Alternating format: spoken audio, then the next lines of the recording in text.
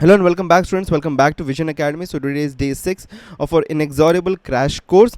तो आज हम पढ़ने वाले हैं इंग्लिश, जो कि MCA CET में इंग्लिश का one of the most important जो टॉपिक होने वाला that is the reading comprehension. तो उसको आज हम पढ़ने वाले हैं, समझने वाले हैं. ठीक है, ज़्यादा तौर पे ये जो टॉपिक है, ये एक टॉपिक जो है यहाँ पे प्रैक्टिस का इन्वॉल्वमेंट बहुत ज़्यादा है. Okay, lot of practice is required कि रीडिंग कॉम्प्रिहेंशन को जब हम परफेक्ट कर सकें. ठीक है, अब एक दो दिन का हमारा यहाँ पे ब्रेकआउट हो गया था. द रीज़न वॉज दैट कि we were busy into some other courses as well, जो कि अलाइंड अप हैं.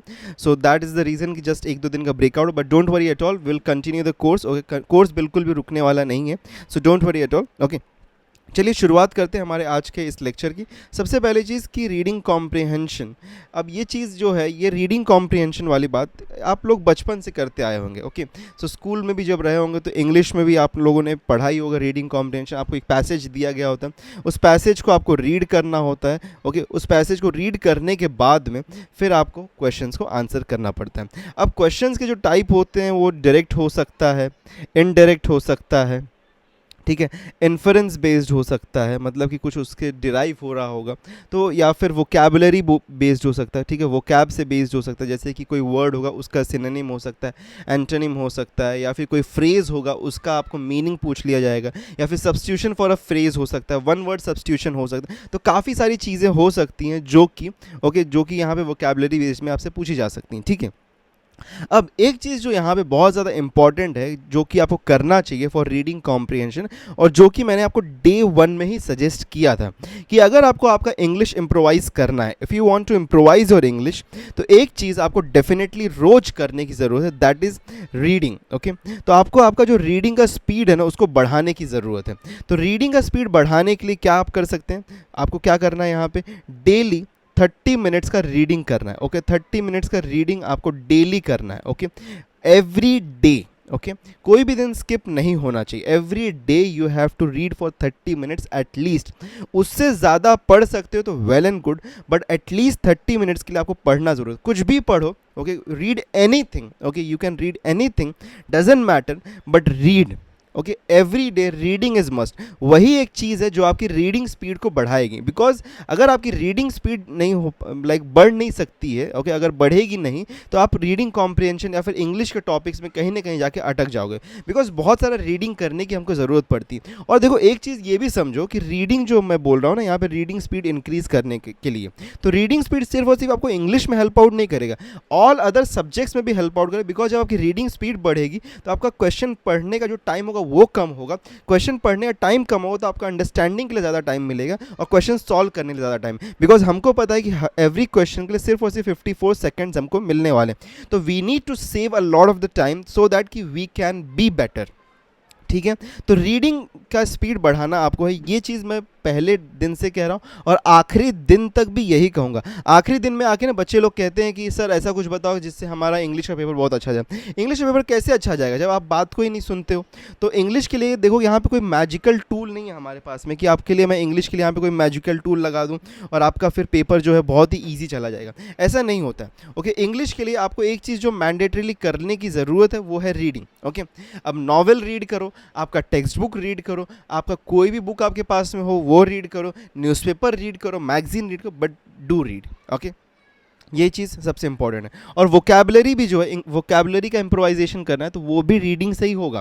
बिकॉज जब आपको हार्ड वर्ड्स दिखाई देंगे, जब आपको डिफिकल्ट वर्ड्स दिखाई देंगे, तब आप उसको समझने की कोशिश करोगे. जब आप उसको समझने की कोशिश तो आपकी वोकैबुलरी ऑटोमेटिकली इम्प्रोवाइज करेगी.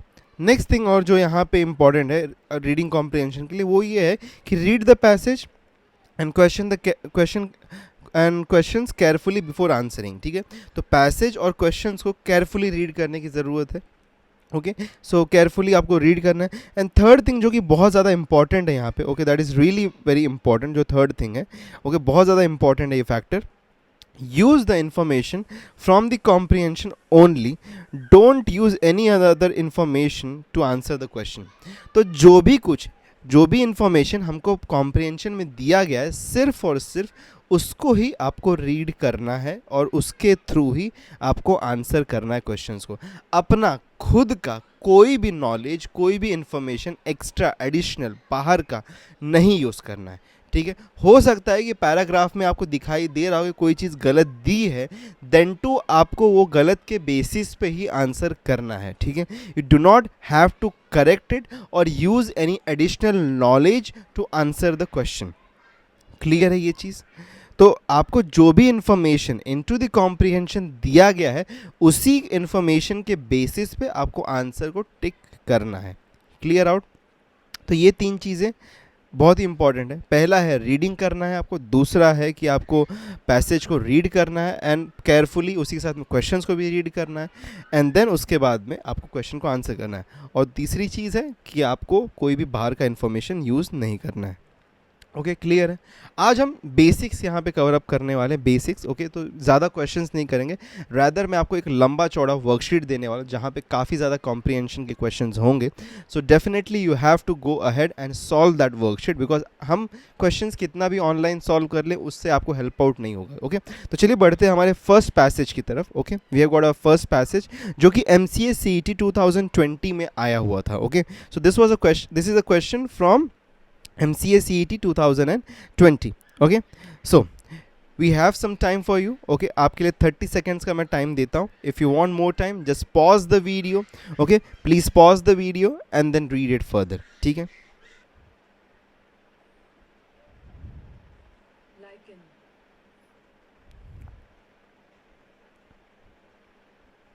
Okay, so let's get back to our passage. अब passage पे आ जाते हैं. A lichen is a composite organism that arises from algae living among filaments of multiple fungi in a symbiotic relationship. The combined lichen has properties different from those of its component organisms. Lichen come in many colors, size and forms. The properties are sometimes plant-like, but lichens are not plants. Okay, so lichens may have tiny leafless branches and flat leaf-like structures and flakes that lie on surface like peeling paint or other growth forms. Lichen occurs from sea level to high alpine elevations. Okay, so it starts from the sea levels to high alpine elevations in many environmental conditions and can grow on almost any surface. Different kinds of lichens are adopted to survive in some of the most extreme environment on earth, such as Arctic tundra, hot dry deserts, rocky coast and toxic slag heaps. They can even live inside solid rocks growing between the grains. It is estimated that 6% of the Earth's land surface is covered by lichens. Some of them are considered to be the oldest living things. They are among the first living things to grow on fresh rock exposed after an event such as a landslide. The long lifespan and slow but regular growth rate of some lichens can be used to date events. Okay, now we move ahead to our first question. So we have got our first question. The passage states all the following about lichens except. Okay, चलो क्या है यहाँ पे? Lichen is an independent plant. Lichen have different properties. Lichen can grow in exotic conditions. Lichen can be used to date events. Okay, तो यहाँ पे पहली चीज़ हमको दिखाई देती है कि डिफरेंट प्रॉपर्टीज़ वाला ये स्टेटमेंट सही है क्या? Yes, combined has properties different, right? तो ये तो चीज़ हमको पता है, यहाँ पे ये राइट है. लाइकन कैन ग्रो इन, यहाँ पे सेकंड पैसेज में वही कहा गया है कि ऑलमोस्ट एनी सरफेस पे कहीं भी ग्रो हो सकता है, ये भी ट्रू है. Okay, lichen can be use to date events, yes ये भी हमने रीड किया कि यहाँ पे है. Okay, so only the thing is an independent plant, ये कहीं नहीं कहा गया. ओके, तो यहाँ पे कंपोजिट ऑर्गेनिज्म कहा जा रहा है, तो दैट मीन्स कि it is like and from algae है, तो it is not an independent plant, that means it is an dependent plant on something else as well. तो ऑप्शन ए जो है यहाँ पे राइट ऑप्शन हमारा बनता है. ओके, क्लियर है? तो अगर आप पैसेज को राइट रीड करते हैं, सही तरीके से केयरफुली रीड करते हैं, तो you can get the answers really quickly. The passage aims at the view. Okay, तो पैसेज किस चीज़ के ऊपर व्यू करता है?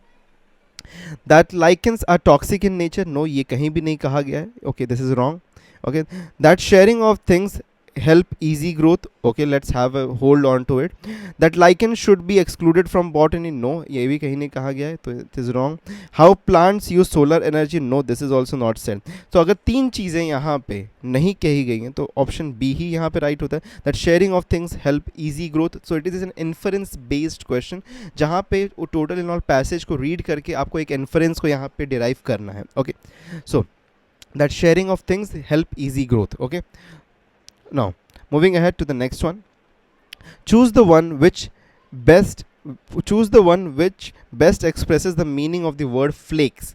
तो फ्लेक्स का मीनिंग यहाँ पे अब देखो, अगर हम पैसेज में रीड करें तो फ्लेक्स कहीं यहाँ पे आता है, leaf like structure or flakes that lie on the surface like peeling paint or other growth. Peeling paint, okay, peeling paint यहाँ पे कहा, flakes that lie on the surface like peeling paint. Peeling paint मतलब कि आपने देखा होगा दीवार होता है आपका, वॉल होता है, वॉल पे कभी कभी पेंट जब बहुत ज़्यादा ड्राई हो जाता है या फिर उसके ऊपर मॉइस्चर लग जाता है तो पेंट वहाँ पे पील आउट होने लगता है. ओके, पपड़ी हम जिसको कहते हैं. Okay, so something of that kind. तो यहाँ पे flex is referring to what, peeling. Okay, तो ऑप्शन ए यहाँ पे राइट ऑप्शन हमारा बनता है. Okay, next moving ahead, identify the one word opposite to span in meaning. Span का मीनिंग, स्पैन का यहाँ पे अपोजिट क्या होगा, स्ट्रेच, लेंथ, ड्यूरेशन, ये तीनों तो इसके मीनिंग है. अपोजिट हमको चाहिए, अपोजिट क्या होगा, कंप्रेस होगा. Okay, compress will be the opposite for the span.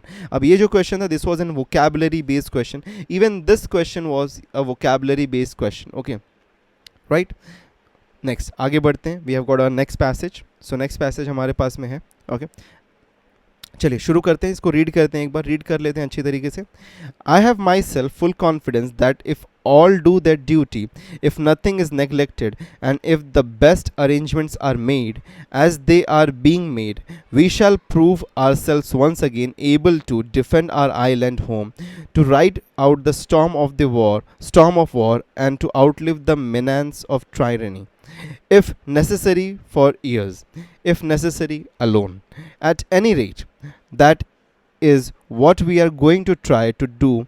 That is the resolve of His Majesty's government, every man of them. That is the will of the Parliament of our nation.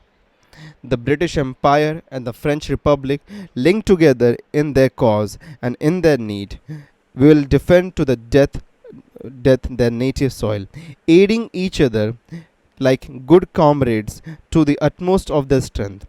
Even though large tracts of Europe and many old and famous states have fallen and may fall into the grip of the Gestapo and all the audacious apparatus of Nazi rule, we shall not flag or fail. Okay, now this is a war. Okay, they are proclaiming a war that is against the Nazi. So first time we have got a name in the passage of the Nazi. So it is against them. Okay. We shall go to the end. We shall fight in France. We shall fight on the seas and oceans. We shall fight with growing confidence and growing strength in the air. We shall defend our island, whatever the cost may be.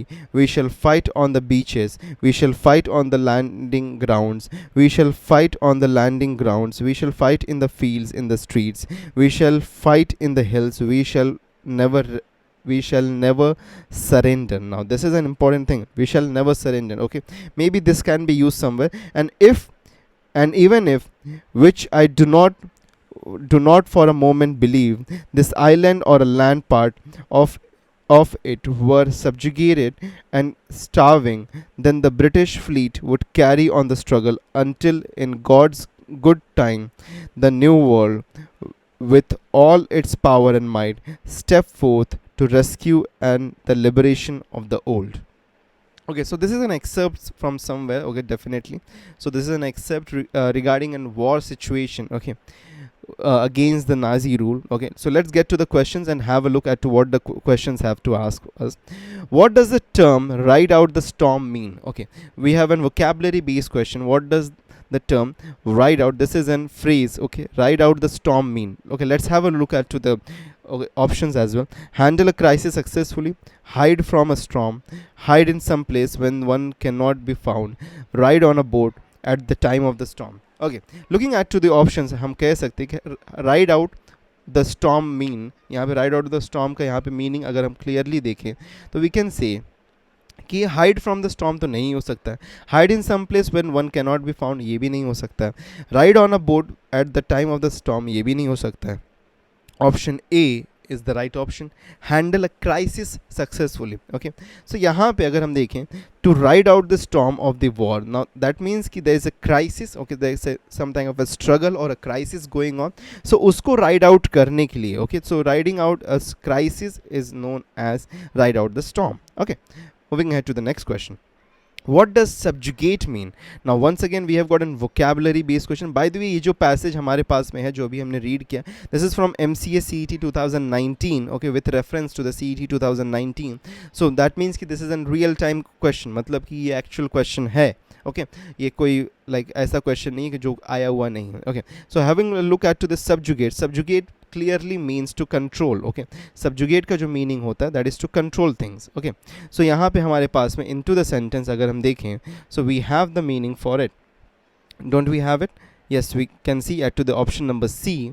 Okay option C हमारे पास में अगर हम देखें, so C option is the right option. यहाँ पे option C will be the right option. Clear? Moving head to the next one. Okay, let's move to the next question.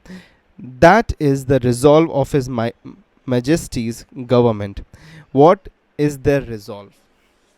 Okay, that is the resolve of His Majesty's government. Okay, let's have a look at to the options. Surrender to the Nazis, negotiate with the Nazis, run away from the Nazis, fight the Nazis. Okay, अगर हम देखें तो that is the resolve. यहाँ पे ये statement lie करता है. Okay, I have myself full confidence that if we all do their duties, if nothing is neglected, and if the best arrangements are made as they are being made, we shall prove ourselves once again to be able to defend. Okay, defend एक की बात हो रही है और war की बात हो रही. दैट मीन्स कि they are talking about to fight with the Nazis. तो option D will be the right option, because surrender की तो बात नहीं करें. अगर सरेंडर की बात होती थी, वॉर की बात नहीं आती थी यहाँ पे, और फाइट की बात नहीं आती थी, तो नेगोशिएट की भी बात नहीं होती, रन अवे की भी बात नहीं होती थी. Okay so definitely they are talking about a fight with the Nazis. तो option D will be the right option over here. Okay clear?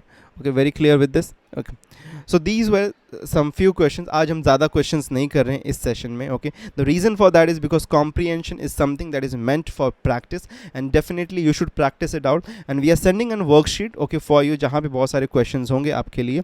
Okay comprehension based question आपके लिए होंगे उसके अंदर. So definitely go had do download that worksheet. उसको download करने के लिए आप क्या कर सकते हैं, व्हाट्सएप और टेलीग्राम को ज्वाइन कर सकते हैं. सो join the WhatsApp and Telegram group, जहाँ पे आपको वर्कशीट मिल जाएगा, साथ में नोट्स भी मिल जाएंगे. So go ahead and download the worksheet and solve it. उसी के साथ में कल के दिन में हमारा जो डे 7 का लेक्चर है that is based upon reasoning, coding and D coding. Okay very important topic, don't miss out. Tomorrow के कल के दिन में ये होने वाला है. Okay so definitely do not miss out this lecture. उसी के साथ में चैनल को सब्सक्राइब करना मत भूलिएगा. ओके एंड मिलते हैं नेक्स्ट वीडियो में. Till then take care and good bye.